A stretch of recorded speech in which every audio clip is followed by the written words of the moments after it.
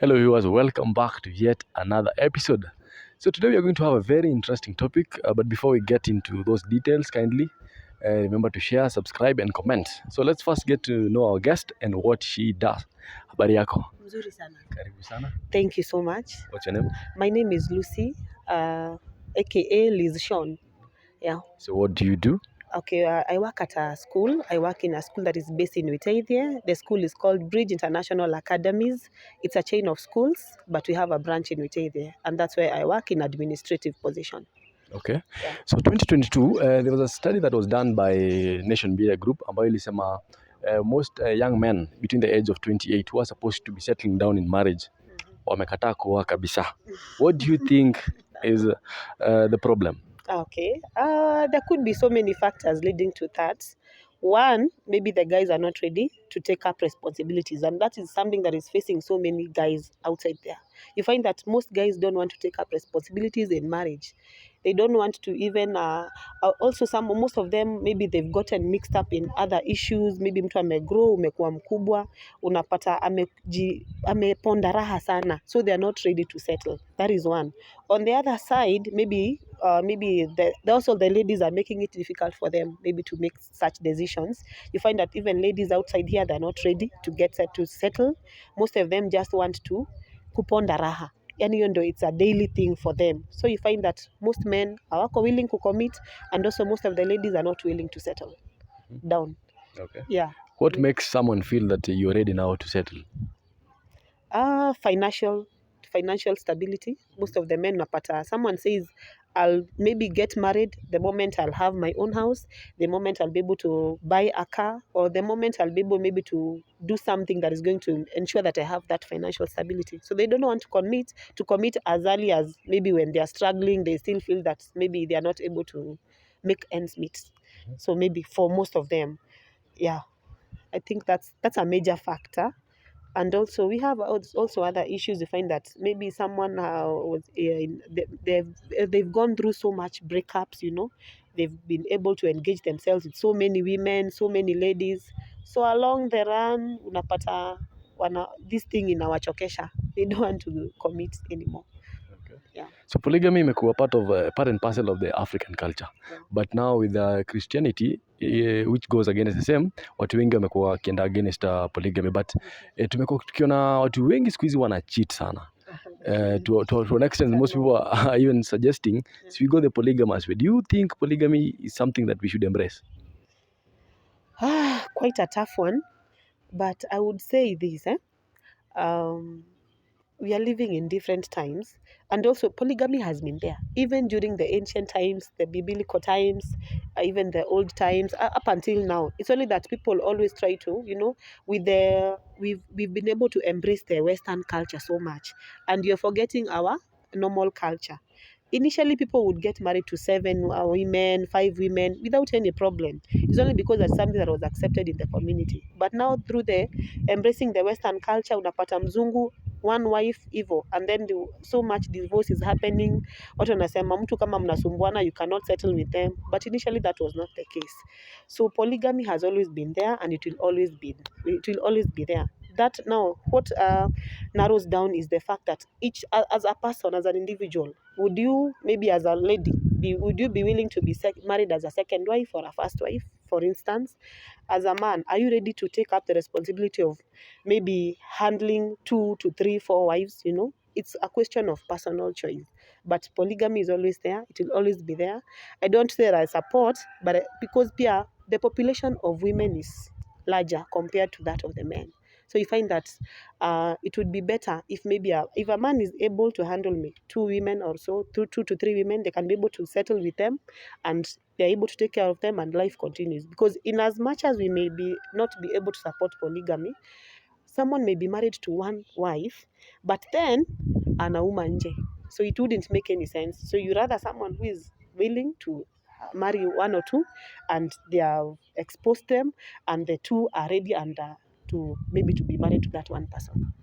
Yeah, that's my take. That's good. Samido has found himself in a lot of dramas with women. If you met Samido today, what would you advise him? Samido needs to put his life in order. and what I know is that the moment he engaged with the baby mama, that is the Karen, I think it's not the first time that they are having hiccups in the relationship. And once he noted that, I believe this lady has overpowered him.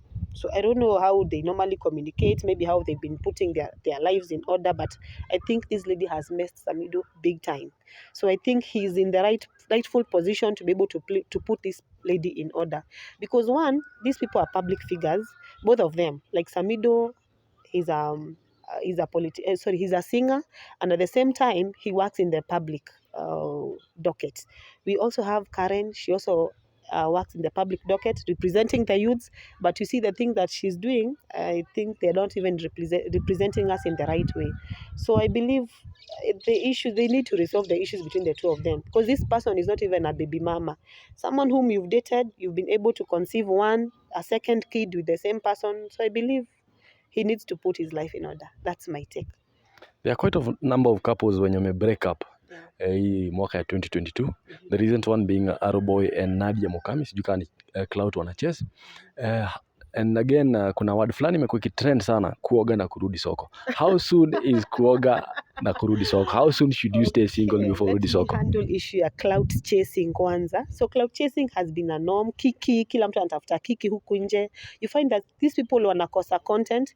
The moment, so many people are venturing in the online industry, internet.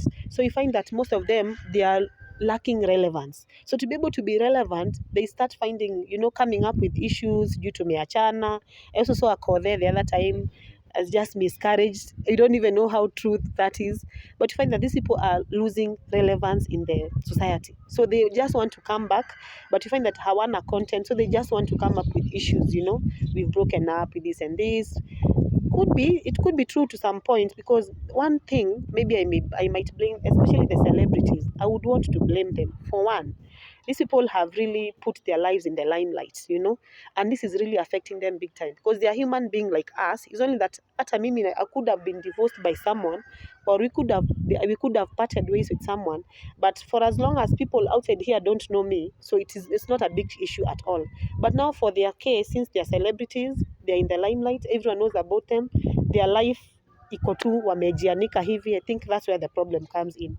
We have some nice couples, the likes of kina Wahue Nameless, the likes of kina Njugush and the wife, and we don't know much about them. We don't even know if they own houses. They allow you to see what they want you to see about them. But as for these other ones, akina Nadia, they want to unleash every details about themselves.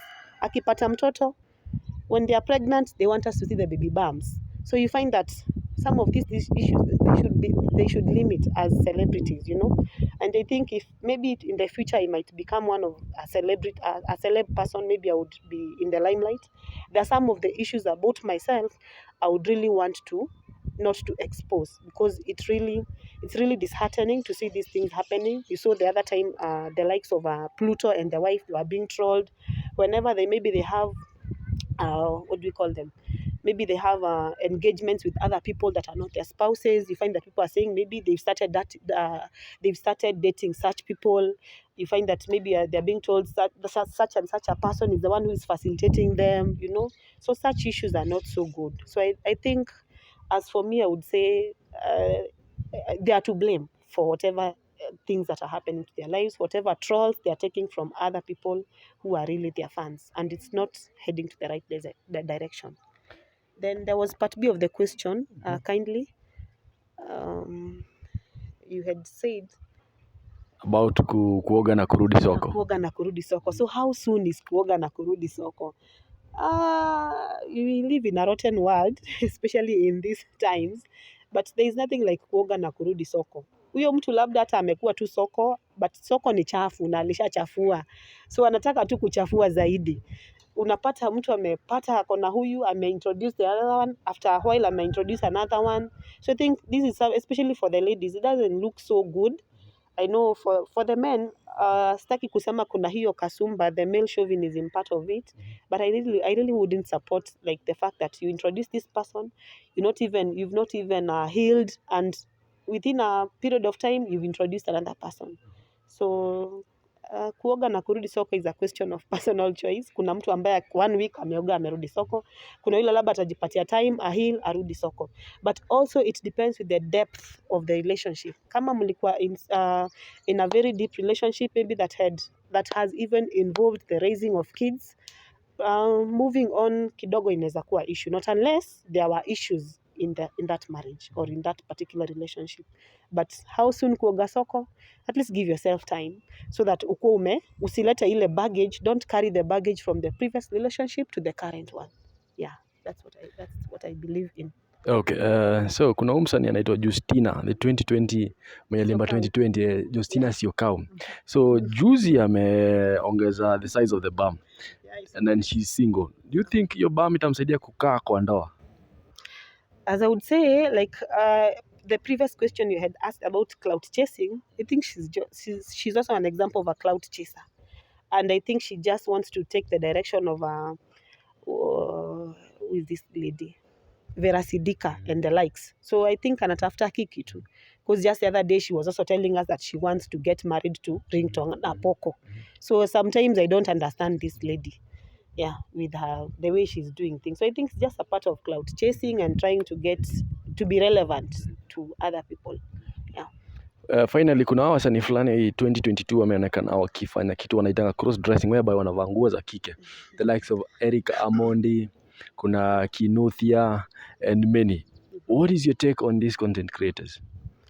I have different opinions. One, some of them are doing it for business purposes. You find that when someone is doing the cross-dressing issue, maybe like for example Dennis Karuri, he's really into business, a beauty world, you know. So and to be able to advertise whatever he does, he's a makeup artist, so he has to do that on himself maybe, and maybe that one will help him get more customers. You know, if he's able to show people how to do a makeup, maybe, and also maybe you to attend a wedding, a makeup on wedding, daily makeup, simple makeup, you know, simple daily makeup, work makeup. So I think it's just to advertise their business. On the other hand, some of them could be hiding, you know. Somebody could be maybe, you know, these people, we call them from the chama ya sisi kwa sisi. They could be wanting to hide their identity from the public. So maybe to be able to come to us in a different way, they want to do things that the other gender does, you know. Yeah. So I believe that's it. Like the likes of Akina Kenodia, or maybe they're not able to come clean about their gender and sexuality, which is okay, because you owe no one an explanation about your gender, or even maybe how you were born. You owe no one an explanation. So to be able to come to the world and to be able to venture into the world, maybe, and to be able to seek relevance, maybe, I think that's why they come in as cross dressers and such and such. Last word to Kenyans as we head into festivities. Yeah, so I really want to wish each and everyone happy festivities, a Merry Christmas, and also as we make merry, let us be able to, I know we are living in tough times where after the COVID-19 up until now, the economy we are still straining to be able to make ends meet. So I'd really want to wish every Kenyan outside there that as you make merry, please remember that there are responsibilities ahead of us in the year 2023, and I really want to wish each and every one of you a Merry Christmas and a prosperous new year 2023. Thank you very much. And from the Babu Owino School of Thought, polygamy is not about men having many wives. It's all about wives or women getting a husband. See you next time.